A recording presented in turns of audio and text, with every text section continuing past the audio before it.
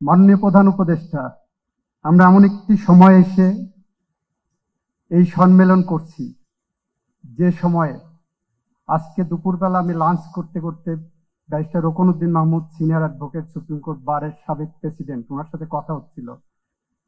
উনি বললেন যে দেশে ক্রিমিনালাইজেশন অফ পলিটিক্স থাকবে, সে দেশে independence and efficiency of the judiciary একসাথে হাঁটানো কতটুকু সম্ভব হবে সেটা ভেবে দেখার ব্যাপার। ক্রিমিনালাইজেশন অফ পলিটিক্সের বৃত্তের বাইরে এসে আপনি বিচার বিভাগ সংস্কারের যে উদ্যোগ নিয়েছেন, সেই উদ্যোগ আমরা আপনার স্বপ্নের সারথি হিসাবে সামনের দিকে এগিয়ে নিয়ে যেতে চেয়েছি।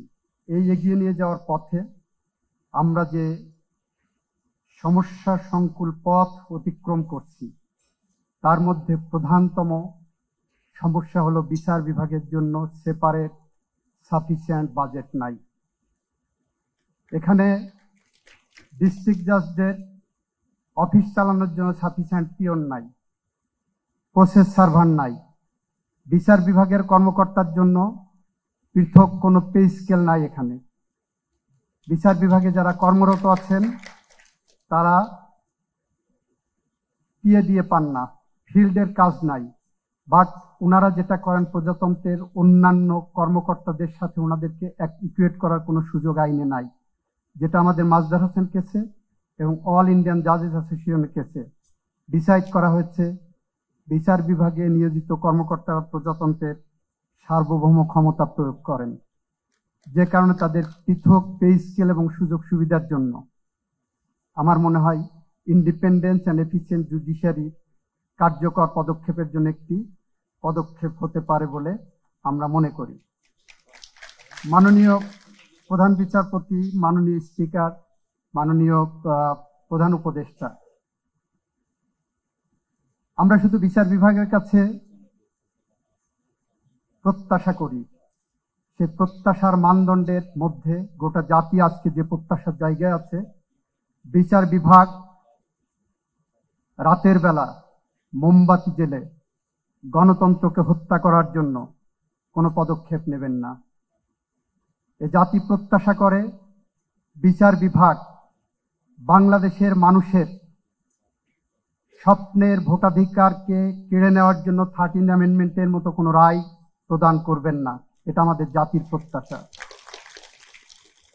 13 অ্যামেন্ডমেন্টের রায়ের মধ্য দিয়ে যে মুহূর্তে তত্ত্বাবধায়ক সরকার ব্যবস্থা বিলোপ সাধন করা হয়েছে, তারপরের থেকে বিগত 17 বছর ফ্যাসিজমের আওতায় বাংলাদেশের মানুষের মধ্য থেকে গণতন্ত্র এবং মানবাধিকারের কথা বলতে যে 700 মানুষ গুমের শিকার হয়েছেন, 4500-এর উপরে মানুষ বিনা বিচারে হত্যাকাণ্ডের শিকার হয়েছেন, 60 লক্ষের উপরে মানুষ পলিটিক্যাল পারসিকিউশনের শিকার হয়েছেন। আমরা এমন বিচার বিভাগ চাই না। আপনাদের কাছে আমাদের প্রত্যাশা, আপনারা ন্যায় বিচার করুন। আমরা আশার আলো শোনাতে চাই। আমাদের মাননীয় প্রধান উপদেষ্টার নেতৃত্বে যে সরকার গত 10 মাসে এদেশ শাসন করেছেন, এই 10 মাসে বাংলাদেশের মাটিতে not even a single case of enforced জিজিয়া পেনেস হ্যাজ বিন রিপোর্টেড। আমরা একটিও গুমের শিকার হতে দেখি নাই। এই 10 মাসে ক্রস ফায়ার আমরা জিরো টলারেন্সের জায়গায় নিয়ে যাওয়ার চেষ্টা করেছি। এই 10 মাসে বাংলাদেশের পুলিশ বাহিনী একটিও মিথ্যা গায়েবী মামলা করে কোনো বিরোধী পক্ষকে দমন পীড়নের পথ অবলম্বন করেননি। এই 10 মাসে প্রমাণ হয়েছে, ভিকটিমের পরিবার বা আত্মীয় স্বজন যখন মামলা করছেন, আমরা লক্ষ্য করেছি কিছু কিছু ক্ষেত্রে মিথ্যা মামলা হচ্ছে।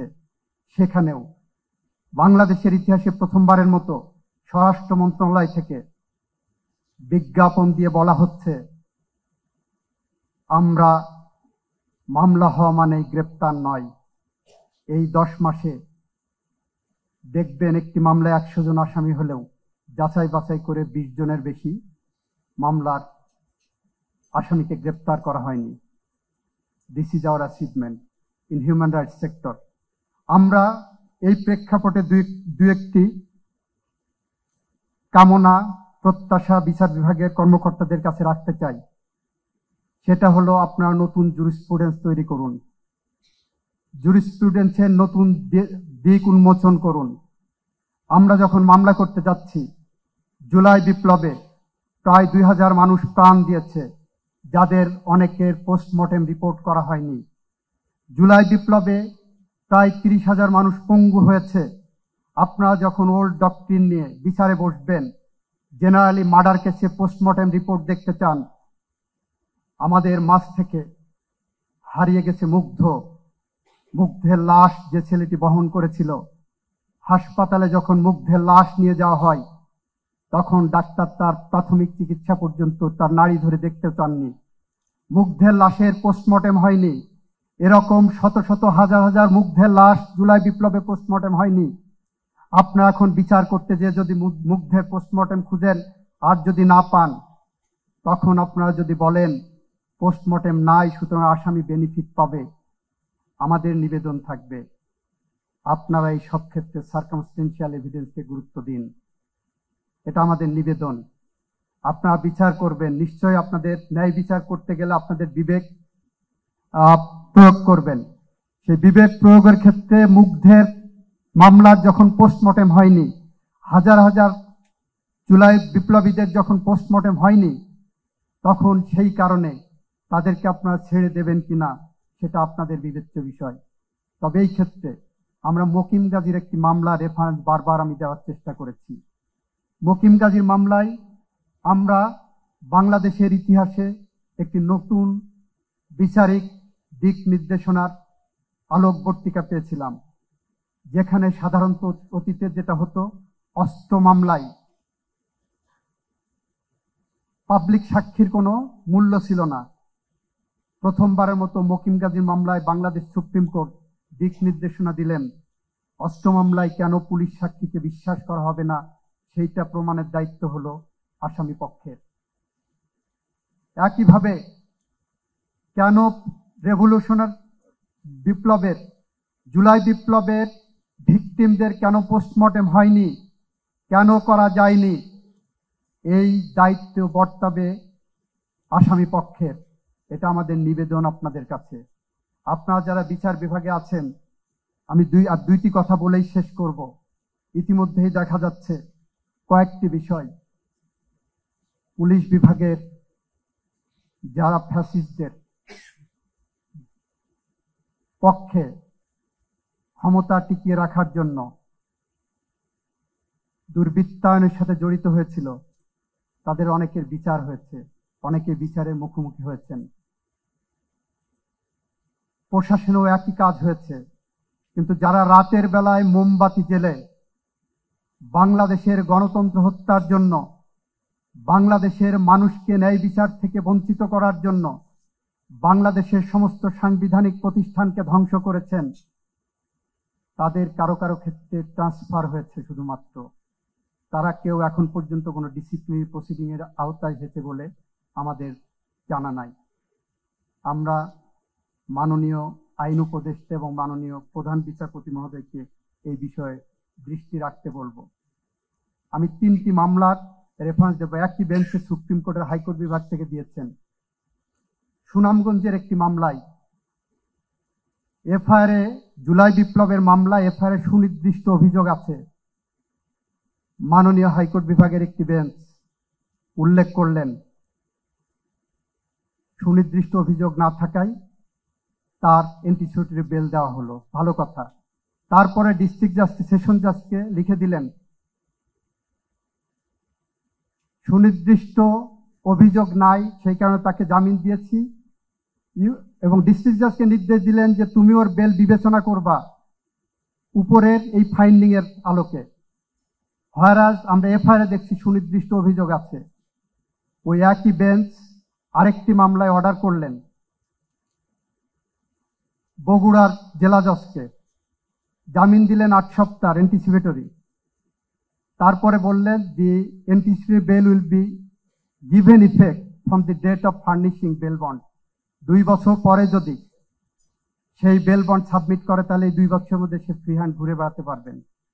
একই বেঞ্চ আবার অ্যান্টিসিপেটরি বেল 8 সপ্তাহ 10 সপ্তাহ করে অ্যাডজন করে তারপরে অর্ডার করছেন এই 8-10 সপ্তাহ পরে শুনানি করব, তার এর মধ্যে তাকে গ্রেপ্তার করা যাবে না, পুলিশ করতে পারবে না। বাংলাদেশের জুডিশিয়ারিতে ফাইন্যান্সিয়াল করাপশন ব্যক্তি টু ব্যক্তি ক্যান্সারের মতো বা ডায়াবেটিস রোগের মতো হয়েছে, কিন্তু ইন্টেলেকচুয়াল করাপশন চলে গেছে অ্যাটমিক বোমার মতো। বাংলাদেশের জুডিশিয়ারিতে যে সমস্ত জজরা ইন্টেলেকচুয়ালি করাপ্টেড, জুডিশিয়ারিকে ধ্বংস করছে, বাংলাদেশের প্রতিষ্ঠানকে ধ্বংস করেছে, সাংবিধানিক প্রতিষ্ঠানকে ধ্বংস করেছে, আমি সুপ্রিম জুডিশিয়াল কাউন্সিলের মাধ্যমে তাদের বিচারের মুখোমুখি করার পক্ষে মত দিচ্ছি অ্যাটর্নি জেনারেল হিসাবে। যদি আপনি জুডিশিয়ারিকে সঠিক পথে আনতে চান, ফাইন্যান্সিয়াল করাপশন ধরেন, তার চেয়েও বড় কথা ইন্টেলেকচুয়াল করাপশন ধরেন, যার মধ্য দিয়ে বাংলাদেশের আর কোনো খায়রুল হকের জন্ম যাতে না হয়, যার মধ্য দিয়ে বাংলাদেশে আর যেন খুনের রাজনীতি চালু না হয়, গুমের রাজনীতি চালু না হয়, এবং এক্সট্রা জুডিশিয়াল কিলিং বা ক্রস ফায়ারের নামে মানুষ হত্যার সংস্কৃতি চালু না হয়। যদি এটা আমরা রক্ষা করতে পারি, তাহলে দেখবেন আগামী দিনে মাননীয় প্রধান বিচারপতি, আপনি টেকনাফ থেকে তেঁতুলিয়া পর্যন্ত, রূপসা থেকে পাথুরিয়া পর্যন্ত হেঁটে যে স্বপ্নের বাংলাদেশ করছেন, ব্রিটিশ স্টাইলে ব্রিটিশ সরকারের মতো যে জুডিশিয়ারি বা সভ্য দেশের যে জুডিশিয়ারি আপনি প্রতিষ্ঠা করতে চাচ্ছেন, নিশ্চয়ই সেই পথে আমরা হাঁটতে পারবো। এবং সেই পথের সূচনা হিসাবেই ইতিমধ্যেই আজকের সেমিনারে আপনি আমাদের বাংলাদেশি সংস্কৃতির 1:30টার পরে লাঞ্চ হয়, আপনি 12টায় লাঞ্চ চালু করেছেন। আমরা 9টায় ডিনার খাই, আপনি 6:30টায় ডিনার দেবেন।